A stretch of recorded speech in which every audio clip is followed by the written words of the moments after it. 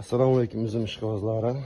Mana mashhur o'sha amerikanskiy Lamborghini urug'siz uzum, so'yni uzumga o'xshaydi. Lekin bu birinchi yil hosil qilgani uchun boshi mayda. Birinchi nishona hosillari deyilgan.